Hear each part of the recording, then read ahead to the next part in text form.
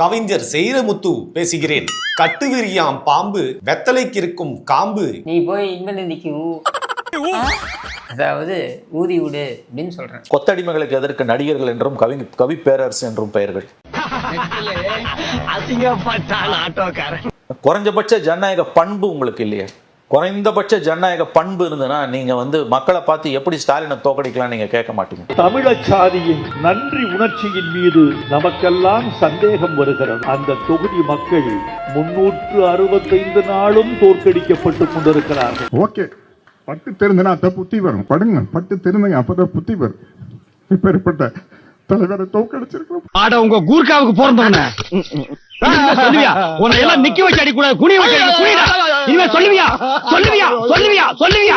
அது இவங்க கட்சிக்காரங்களை இவங்கள கேட்டா பரவாயில்ல. வாடகை வாய்களை வைத்து, கலைத்துறையில் இருக்கக்கூடிய வாடகை வாய்களை வைத்து எதற்காக இப்படி புலம்புகிறீர்கள்? தமிழச்சாதியின் நன்றி உணர்ச்சியின் மீது நமக்கெல்லாம் சந்தேகம் வருகிறது. படுங்க, பட்டு தெரிந்தங்க அப்பதான் புத்தி வரும். இப்பேற்பட்ட தலைவரை தோற்கடிச்சிருக்கோம். என்ன பார்பிக்யூ ஸ்மெல் வருது? பார்பிக்யூ ஸ்மெல் வரல? ஓ பெரியப்பா, இது இன்னும் மக்களுக்கு உங்கள் மீதான வெறுப்பை வளர்க்கும் என்ற குறைந்தபட்ச புரிதல் ஏன் திமுகவுக்கு இல்லை? மக்கள் தானே இறுதி எஜமானர்கள். எவ்வளவு பெரிய தலைவர்கள் தோற்றுவிக்கிறார்கள் தமிழ்நாட்டில், தேசிய அளவில். அவங்க எல்லாம் யாராவது கேட்டாங்களா?